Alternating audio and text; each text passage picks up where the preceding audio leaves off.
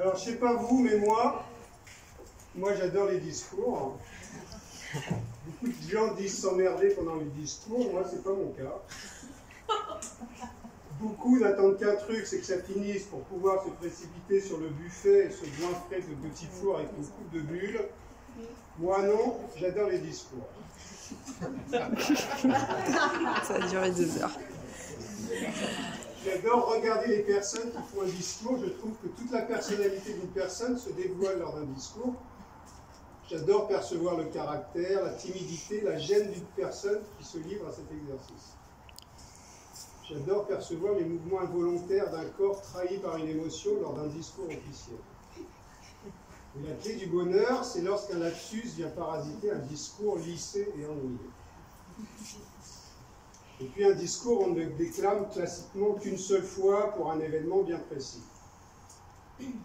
Bref, vous m'avez compris, j'adore les beaux discours.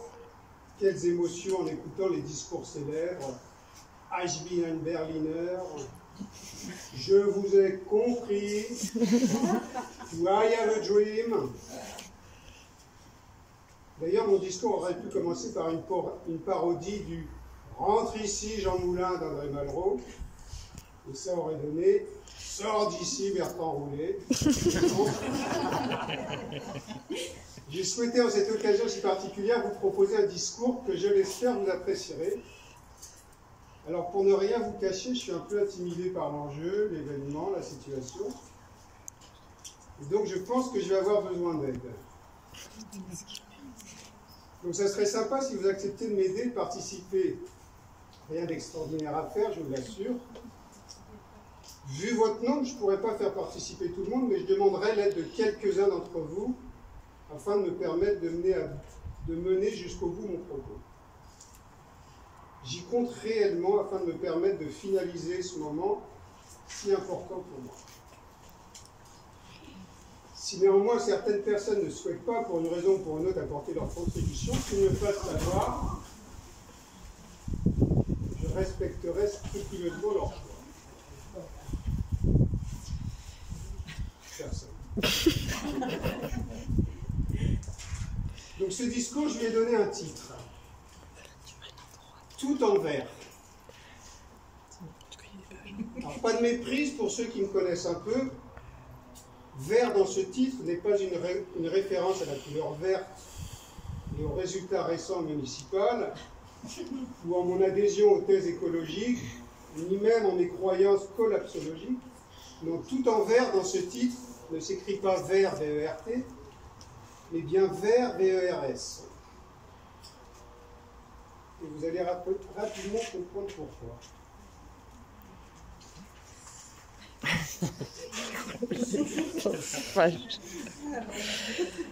Ce n'est pas une fake news. Aujourd'hui, c'est un scoop. Personne ici ne sait, et peu de gens sans doute. J'aime la poésie et les lettres classiques. Je cherche à les défendre. C'est mon fond de boutique. Je chasse les hémistiches, je brandis la césure, j'expose l'alexandrin, honore sa lecture. Hugo et Baudelaire, ce sont mes références. Corneille et puis Racine, chaque jour les encens. Pour vous dire au revoir, donc, ce beau discours, cette versification directe et sans détour, pour provoquer l'émoi, ces vers et ces rimes, pour cette conversation, allocution ultime. Oula. Version.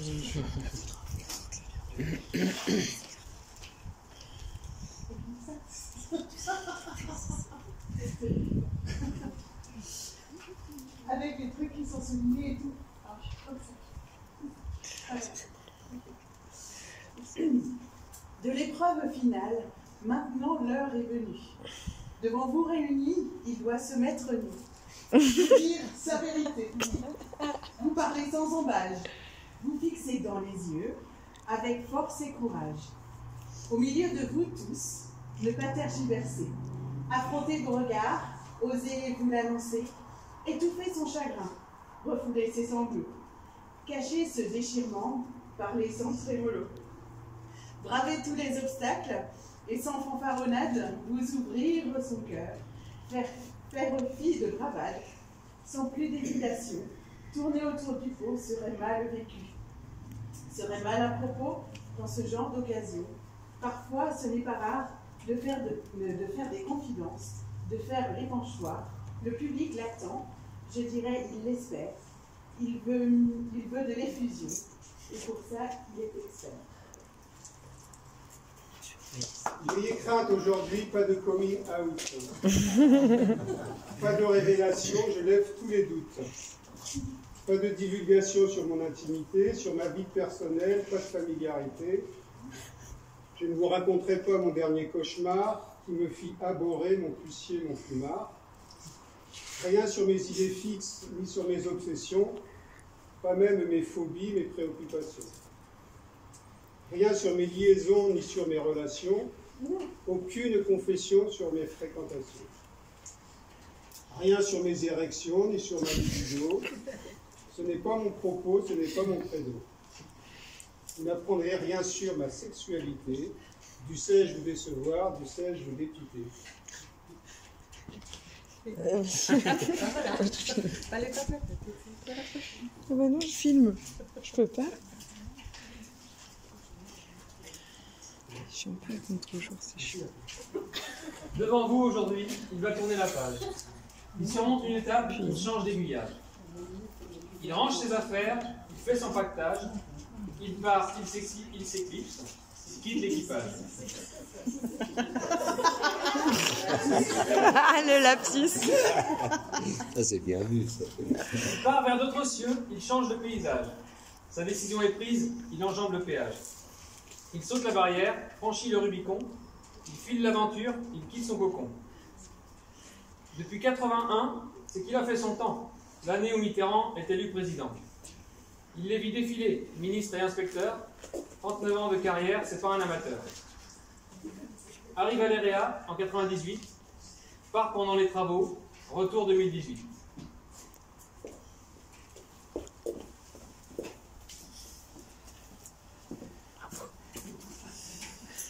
Quel acteur.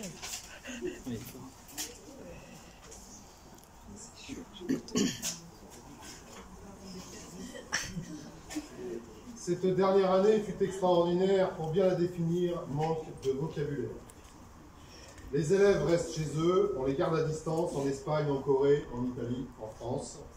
Potentiellement chacun est porteur d'un virus, il connaît toutes les langues, du chinois jusqu'au russe. Le coronavirus, par sa faute on se confine, cloîtré dans son appart, il nous arrive de Chine. À cause de ce satané Covid-19, plus moyen de s'embrasser, de danser, faire la teuf, l'industrie ralentit, la planète respire, l'économie s'arrête et la bourse transpire. Elle fut exceptionnelle cette dernière saison, où l'on fut empêché de sortir des maisons. Annuler les mariages. Il n'est pas là. On n'est pas là. Les manifestations, plus de rassemblements ni de concentration. Caché derrière un masque, on a repris l'école, on se lave les mains au gel hydroalcool. On ne s'approche plus à 1 mètre de distance, on se protège des autres, on est sous surveillance. La crise sanitaire nous prive de liberté, la crise sanitaire nous a déconcertés. Peut-être qu'à l'avenir, il faudra s'y habituer, de voir chaque année un virus débarquer. Ça risque d'être commun. L'école à la maison, il faut s'y préparer sans faire une raison. Mais demain, je ne serai plus, et ça, c'est pas banal, dans le giron de l'éducation nationale. Le temps est terminé à manger sur son dos, à servir le pays, éduquer les ados. Réciter l'alphabet et compter jusqu'à 100, avec ses têtes blondes, farouches adolescents. Apprendre à dire bonjour, s'il te plaît et merci, dompter les plus rebelles, réfractaires endurcis. Ne plus dire ta mère, je la nique tous les matins. T'es qu'un seul enculé, ça se traduit en latin. Essayer d'élargir leur vocabulaire, les sortir de la misère, les sortir de la galère. Ouais, c'est toi.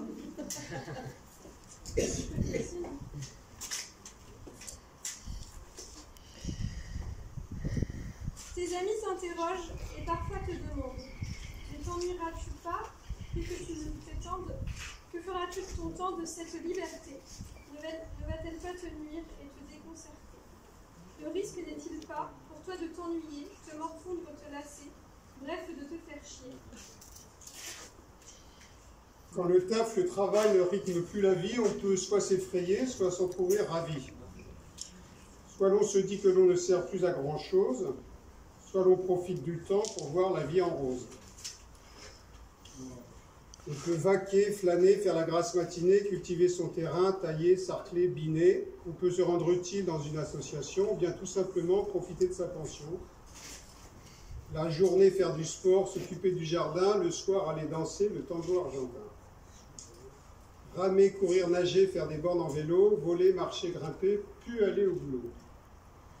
Militer pour la terre, faire de l'écologie, du yoga, du qigong, de la sophrologie, et puis aussi planer dans les airs au printemps, si le vent est propice, favorable est le temps.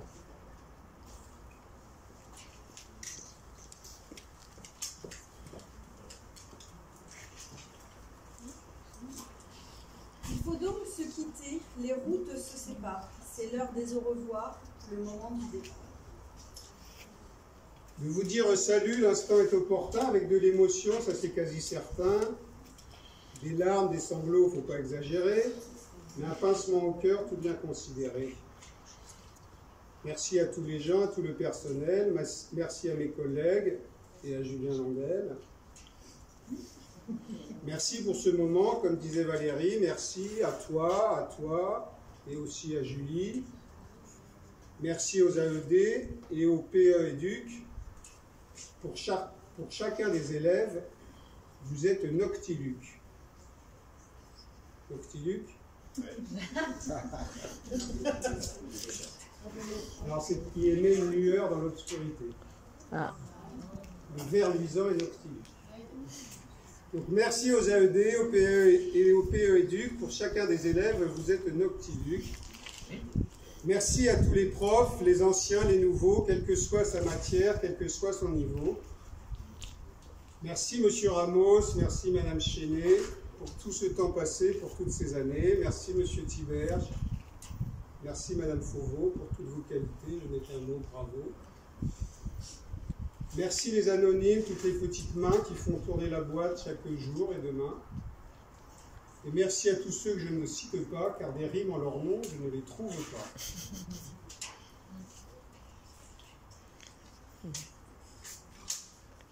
Je suis sérieux ?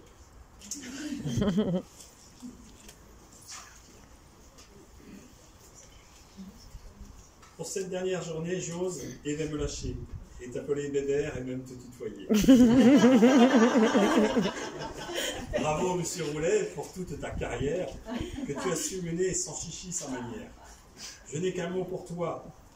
Fonce vers ton avenir, profite de ta jeunesse avant que de vieillir. Entouré de tes proches, ceux qui vivent sous ton toit, profite de chaque instant qui va s'offrir à toi. Vas-y mon gars Bébert, éclate-toi dans la vie, ne pense plus au boulot, assume toutes tes envies. Mon Stéphane Serru, merci bien sûr à toi. Tu vois, pour cette dernière, j'ose, je te tutoie. Capitaine d'un navire parfois dans la tourmente, mais qui maintient le cap, qu'il pleuve, neige ou vente. Julie. C'est l'autre Julie, je pense.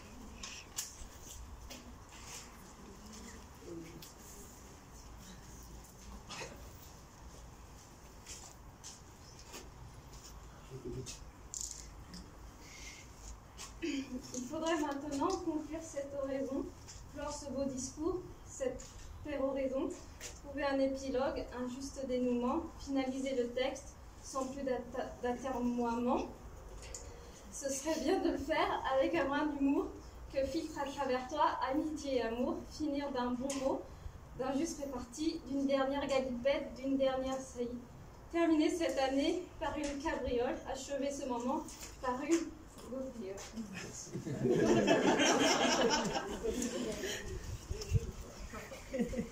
Un peu de provocation et puis de l'insolence, mais je ne trouve rien, le blanc et le silence. Alors je vous propose que nous fassions du bruit, que nous applaudissions pour nous et pour autrui. Pour cette fin d'année, pour fêter les vacances, aussi fort que l'on peut à très haute fréquence, avec dynamisme, vigueur et fermeté, audace et hardiesse, force et vitalité. Percutons à tout rompre, tapons des mains, pendant un long moment, comme de jeunes gamins.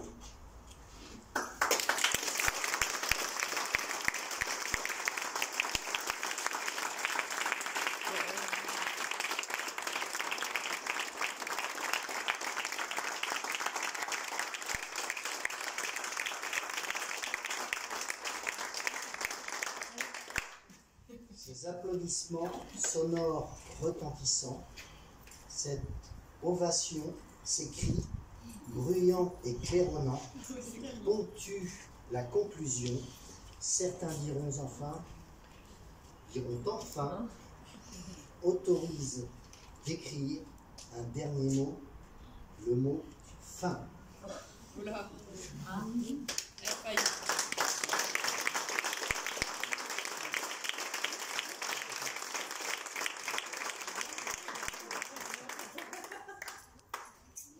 Il y a un post-scriptum. Il y a un post-scriptum, comme dans certaines missives, c'est le droit du poète, c'est sa prérogative. À certaines collègues, j'ai quelque chose à dire. Cela me permettra de conclure, de finir. Je dois à Virginie une dernière confession. Et aussi à Julie, lors d'une discussion. La question concernait, cela les a troublés, la couleur de mes cheveux, bruns ou blonds comme les blés. Travailler au shampoing, sans aucun artifice, ta chevelure jolie, superbe et séductrice, est-elle naturelle ou bien artificielle? Pour qu'elle soit si splendide, pour qu'elle soit si belle, pour cacher les cheveux blancs, était-ce une perruque comme la porte un roi, un prince ou bien un duc? Uses-tu en cachette d'une coloration au niveau de la couleur? Est-ce une simulation?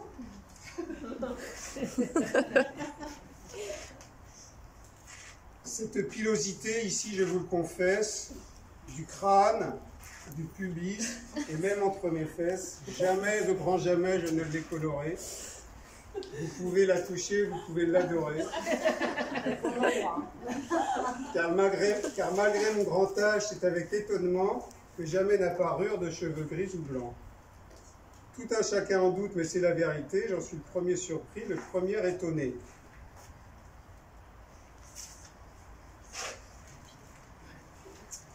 Et ne croyez pas que, en confessant cela, il en tire une fierté, qu'il en fasse tout un plat. Jamais il ne les coiffe et rarement les coupe. Ne s'en occupe pas, ne les scrute pas à la loupe. Ses cheveux vivent leur vie, sans qu'il ne les embête. Ils sont libres comme l'air, ils n'ont ni Dieu ni maître. Libres de faire ce qu'ils veulent, libres de toute entrave, comme de ses liens se libère l'ancien esclave. Comme moi des deux mains, plus d'horaires de réveil, d'astreinte, de dépendance, de contraintes, quelle merveille.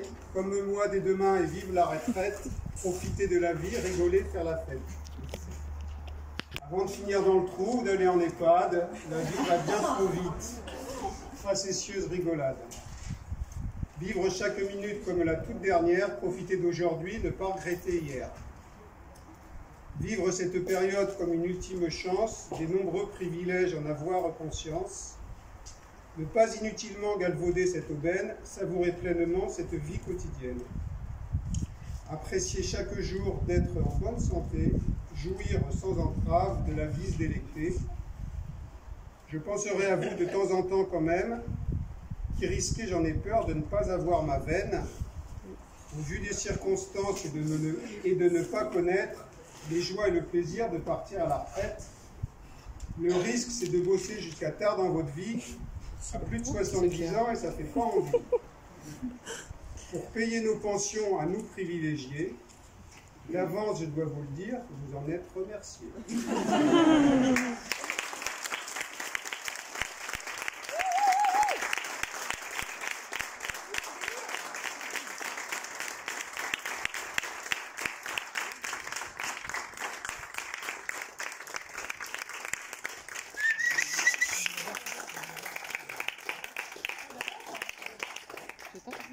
Sacré bébert.